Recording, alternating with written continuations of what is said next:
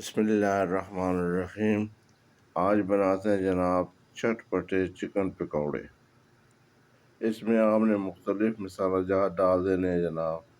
سب سے پہلے جائے گا اس کے اوپر حسب ذائقہ نمک۔ نمک کے بعد جناب آپ نے اس میں ڈالنی ہے سوکھی کسوری میتھی۔ اس کے بعد جناب اس میں جائے گا خشک دھنیا اور تھوڑا سا جیرا پاؤڈر اور گرم مسالہ پاؤڈر اور ہلکی سی تھوڑی سی ہلدی، اور اس کے بعد جناب لال مرچ حسب ذائقہ اور تھوڑا سا کڑی پاؤڈر اور تھوڑی سی کالی مرچ۔ اب ان سب چیزوں کے اوپر آپ نے ڈالنا ہے جناب تھوڑا سا لیمن جوس۔ اس کے بعد جناب جائے گا تھوڑا سا 2 چمچ لہسن اور ادرک کا پیسٹ اور 2 چمچ فریش دہی۔ یہ سب چیزوں کو آپ نے اس چکن کے اوپر ڈال کے ایک انڈا ڈال دینا ہے اس کے اوپر، اور ان کو آپ نے ہاتھ کی مدد سے اچھے طریقے سے مکس کر لینا ہے تاکہ یہ تمام مسالہ جات، دہی، لیمن جوس، انڈا اور اس تمام مسالہ جات اس میں اچھے طریقے سے مکس ہو جائیں۔ دیکھیں جی یہ سب چیزیں میں نے اس میں مکس کر لی۔ ابھی جناب آپ نے اس کو ڈھانپ کے کم از کم 2 گھنٹے کے لیے آپ نے فریج میں رکھ دینا ہے۔ 2 گھنٹے کے بعد جناب فریج سے نکال کے آپ نے اس میں بیسن اور کارن فلاور کو ڈالنا ہے جو کہ اس میں کوٹنگ کا کام کرے گا۔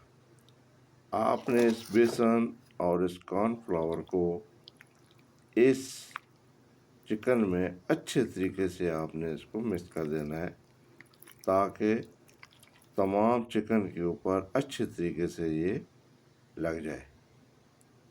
یہ دیکھیں جی تقریباً آلموسٹ بہت اچھے طریقے سے یہ کارن فلاور اور بیسن لگ چکا ہے۔ ابھی آپ نے لے لینی ہے کڑھائی، اور کڑھائی میں ڈال لینا ہے جناب آپ نے آئل، اور آپ نے اس آئل کو تھوڑی دیر کے لیے گرم ہونے دینا ہے، اور جب آئل گرم ہو جائے تو اس میں ہلکی آنچ پہ جناب آپ نے یہ کوٹنگ کیا ہوا چکن تھوڑا تھوڑا کر کے اس میں ڈالنا ہے۔ لیکن یہ یاد رکھنا کہ اس کو آپ نے زیادہ تیز آگ پہ نہیں پکانا ہے بلکہ اس کو لو فلیم پہ پکانا ہے تاکہ یہ اچھے طریقے سے چکن گل جائے۔ ایک اور بات ذہن میں رکھنا ہے کہ اس چکن کو آپ نے ایک ہی دفعہ فرائی نہیں کرنا ہے بلکہ جب یہ آدھا فرائی ہو جائے تو اس کو نکال لینا ہے۔ اس کے بعد کیا کرنا ہے یہ میں آگے آپ کو بتاؤں گا۔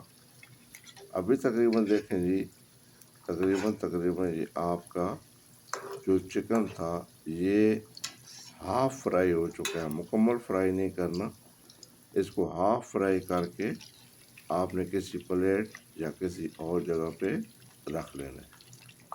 یہ دیکھیں یہ ہاف فرائی ہو گیا۔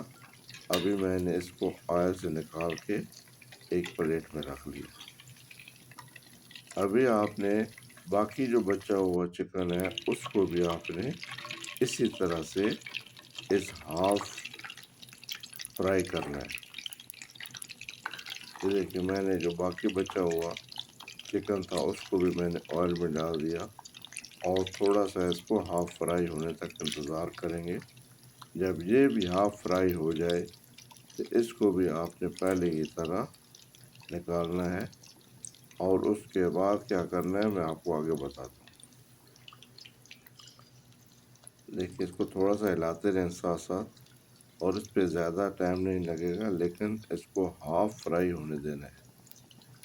دیکھیں یہ بھی تقریباً ہاف فرائی ہو گیا، اور اس طرح آپ نے اس چکن کو نکال لیا۔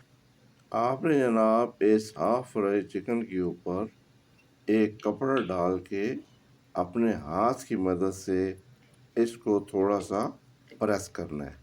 پریس کرنے سے یہ ہوگا کہ یہ پریس ہو جائے گا، اور اس کے بعد جب آپ فرائی کریں گے تو اس کے اندر جو کچا پن رہ گیا وہ ختم ہو جائے گا۔ ابھی جناب دوبارہ آپ نے یہ پریس کیا ہوا جو چکن ہے اس کو گرم آئل میں ڈال دیں۔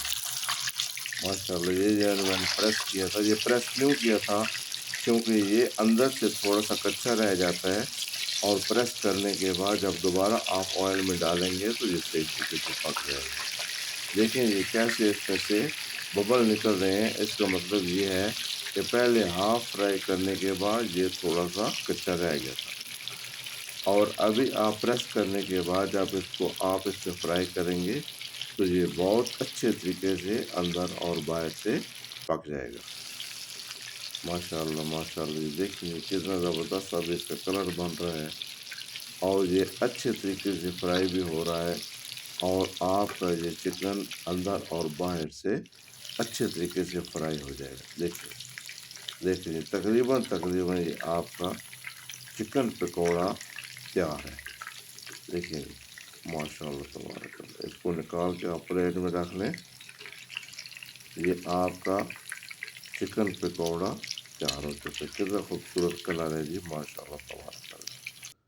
ابھی جناب دوسرا باقی جو بچا ہوا تھا اس کو بھی آپ نے اسی طرح سے اسی گرم آئل میں ڈالنا ہے، اور اس کو بھی اتنی دیر تک اور اس طرح ہی آپ نے اس میں پکنے دینا ہے اور فرائی ہونے دینا ہے۔ آپ دیکھیں گے جب یہ صحیح طریقے سے پک جاتا ہے تو یہ جو ببل ہوتے ہیں یہ خود بخود ختم ہو جاتے ہیں۔ یہ اس بات کی نشانی ہوتی ہے کہ آپ کا جناب یہ چکن اچھے طریقے سے پک چکا ہے۔ ماشاء اللہ تبارک اللہ جی، اللہ تعالیٰ کی خاص مہربانی اور اللہ تعالیٰ کی خاص کرم نوازی سے آپ کا انتہائی ٹیسٹی کرسپی پکوڑے تیار ہے جناب۔ آپ نے بس یہ کرنا ہے کہ اللہ تعالیٰ کا نام لینا ہے، بسم اللہ کر کے ان پکوڑوں کے کھانا ہے، اللہ کا شکر ادا کرنا ہے۔ والسلام علیکم۔